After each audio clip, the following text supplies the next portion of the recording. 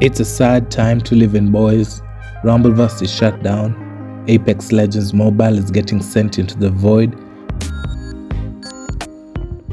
and Knockout City is getting KO'd pretty soon.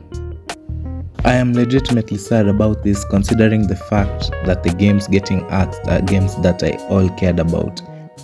Games like Knockout City are games I will hop on and have hours on hours of fun playing matches. I also actually made videos on the game having fun and clutching some wins. You see, the thing is, this isn't the first time games are getting axed due to low returns or low profitability. I actually remember one game I used to play quite fondly that got the axe. It was pretty popular at the time, and the game is called Loadout. Loadout was a free-to-play multiplayer third-person shooter game developed by Age of Reality. Originally released on Steam for Microsoft Windows, then co-published as a special PlayStation 4 version with P40 Online Entertainment. Now, the thing is, the game is actually old as hell and was released on 31st January 2014. And to say this game was my favorite will be an understatement.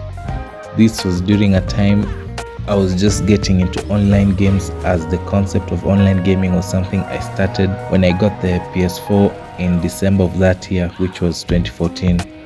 So you can best believe that it was a game I played quite fondly, because the concept of playing online was quite novel and new, and I actually just enjoyed playing the game quite a lot.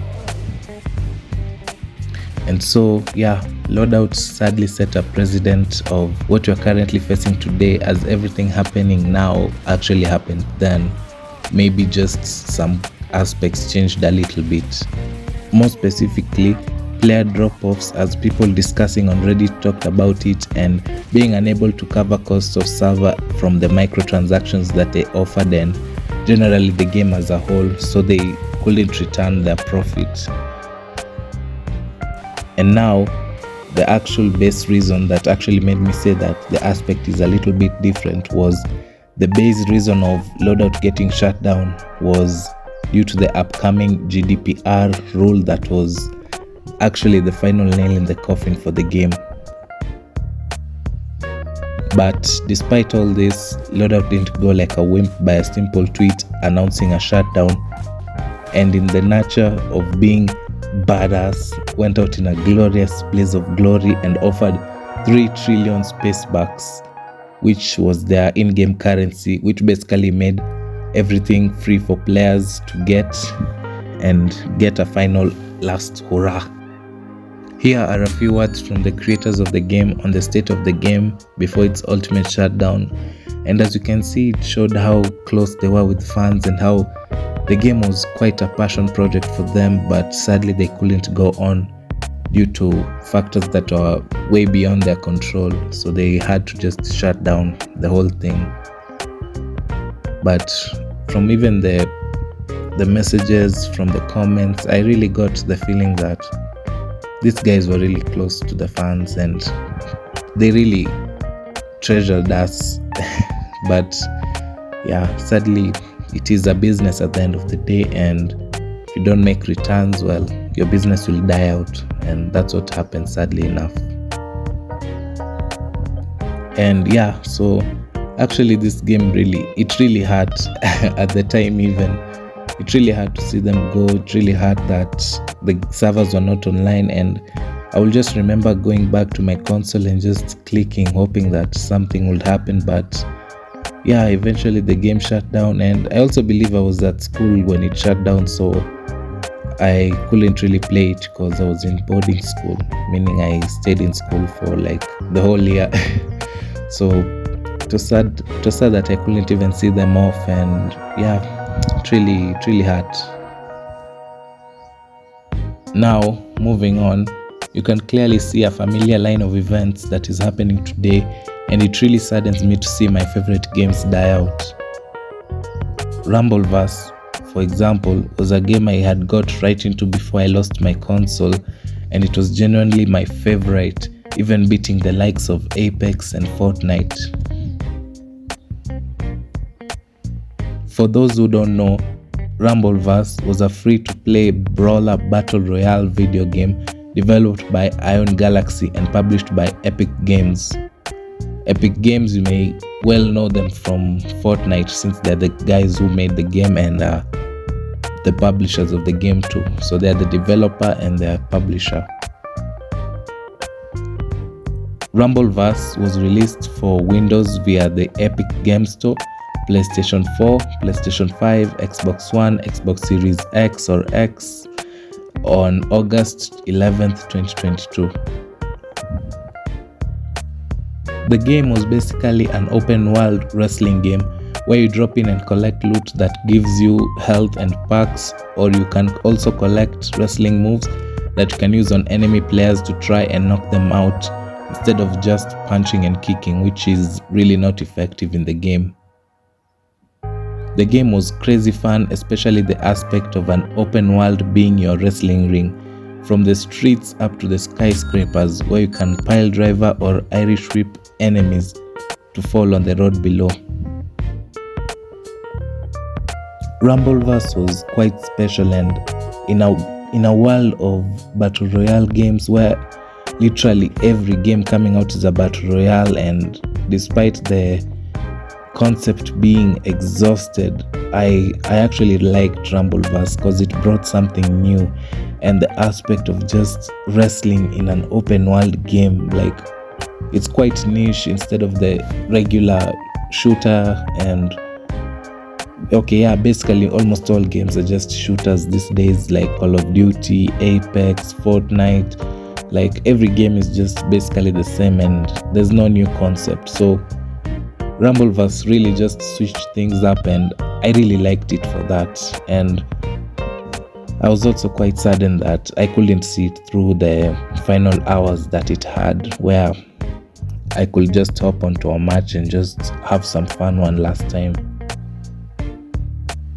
But despite all this, in the end, Rumbleverse would be graceful to issue refunds to players who bought items or spent money in the game in any capacity, which in this day and age some developers are not graceful enough to offer, like Apex Legends Mobile, which is just shutting down without even issuing refunds. Now, for the last game that I'll talk about, Knockout City. So, Knockout City, commonly known as Chaos City, is a team-based competitive multiplayer video game whose gameplay rules resemble dodgeball. The player's goal is to attack enemies from the opposing team by knocking them out with a ball. So it's basically online dodgeball, except the fact that the balls are really different and can vary from a moonrock that on impact launches a player into the air, to a literal bomb ball that explodes on impact that takes a life from you and launches you in the air uncontrollably. The game was awesome, and it had a lot of different modes and different ways of eliminating a player, namely hitting them and watching them fall off the map and into their doom, or just hitting them successively to take out both life points, or option 3, put them in a cage and watch them fall to their doom as you launch them out of the map. So yeah, that's Knockout City. The game is so innovative, and a dodgeball game is something that caught my eye in a world where every game is, as I said, a shooter. It also won me in the presentation and just how it looked and played, from the player icons, aesthetics, down to the cosmetics. This was a game I liked quite a lot, and its shutdown also hits really hard. So yeah, these are some of the games that have died, and there are many more that the plug was pulled and didn't really get much of a fanfare. And it really shows that people are losing interest in the battle royale, PvP, online multiplayer games, and sad as it may be, there's nothing we can do about it. Companies need to make money and turn some sort of profit to pay for all the stuff that they put out, be it games, be it paying out the people who make the stuff, down to the marketing. They really need to turn a profit. And so yeah, These companies cannot survive on niche player bases and need some sort of growth, which we as players can only help by literally just talking about these games. Talk about the fun niche games we discovered to our friends, family, or even the internet. But that's all we can do, and sadly we are in a time where these games are dying, and I'm scared that games like Rogue Company, Multiverses, and Warface may one day also get the axe. It's truly frightening, but what else can we do, honestly? So what I would suggest, let's do what we have always done since the beginning. We can enjoy our games and treasure the memories we made till the last second.